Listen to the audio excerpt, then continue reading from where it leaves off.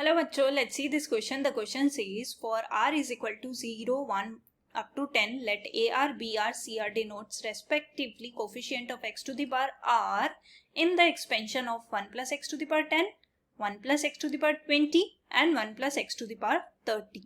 Then summation r is equal to 1 to 10 AR into B10 BR minus C10 AR is equal to.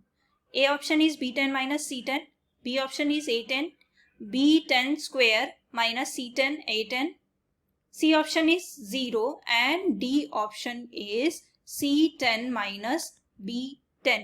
सो देखो इस question में हम सबसे पहले क्या की कॉन्सेप्ट यूज करेंगे और उस की कॉन्सेप्ट को यूज करके हम इस क्वेश्चन को कैसे सॉल्व करेंगे. So the key concept for this question is we know how to find the value of p plus q to the power n. How to expand this? Also we know that अगर हम इसमें t r plus 1th term निकालते हैं तो वो क्या हो जाती है हमारे पास n c r p to the power n minus r q to the power r. अगर इसकी जगह मैं 1 plus x ले लूँ 1 plus x to the power n तो यहाँ पे t r plus 1 क्या हो जाएगा n c r, क्योंकि p जो है 1 है, 1 की पावर कुछ भी लो वो 1 ही आएगा. So into 1 and x to the power r. So in general we can write it as this is NCR. So we can write it as NCR x to the power r.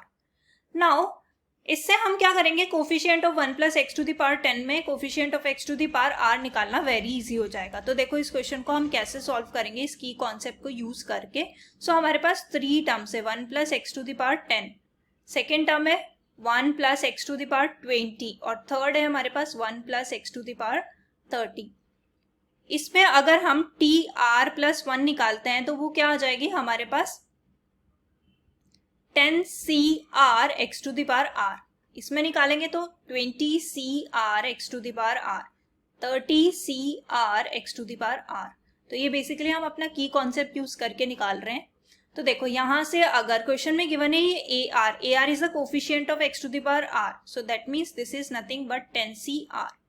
और B R हमारे पास क्या हो जाएगा यहां से 20 C R और C R यहां से हमारे पास क्या हो जाएगा 30 C are.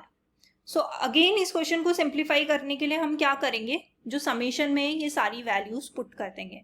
So let's see इस क्वेश्चन को कैसे सॉल्व करते हैं फर्दर.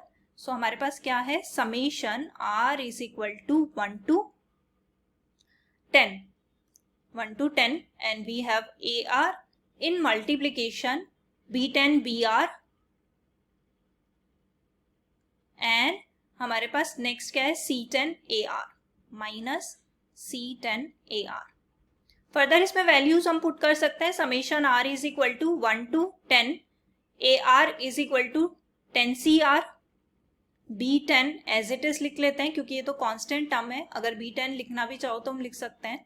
सो BR हमारे पास क्या हो जाएगा यहाँ पे 20 CR एंड C10 हमारे पास क्या हो जाएगा एज इट इज लिख लेते हैं. हमें पता है ये 30 C10 होगा बट स्टिल हम इसको C10 ही लिख देते हैं.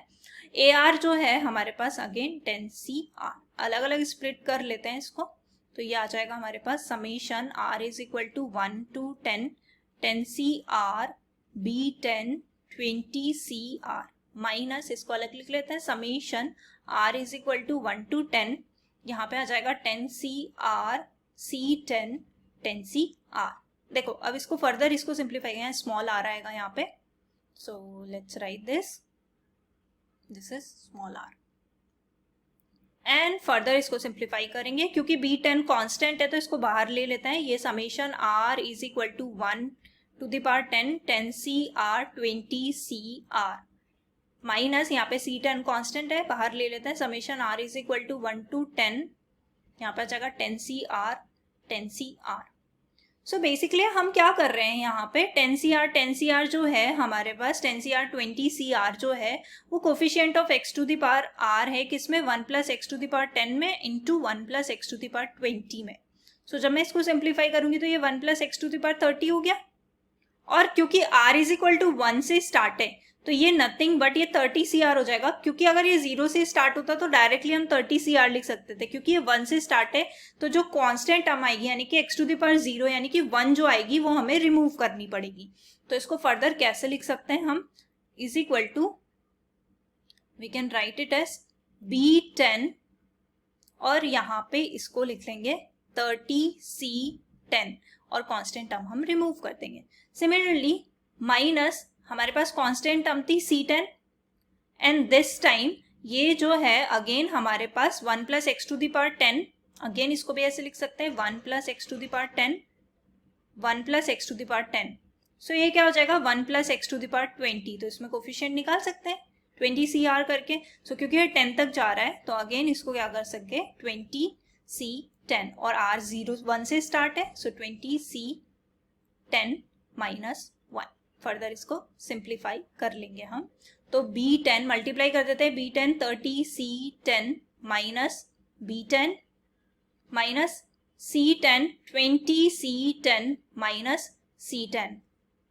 सो B10 को हम क्या लिख सकते हैं 20C10 30C10, यहाँ पे B10 को एज इट इज रहने देते हैं, यहाँ पे C10 को क्या लिख सकते हैं 30 और यहाँ पे देखो ये प्लस हो जाएगा, सो 30C यहाँ पे क्या आ जाएगा हमारे पास 10 20C10 प्लस C10।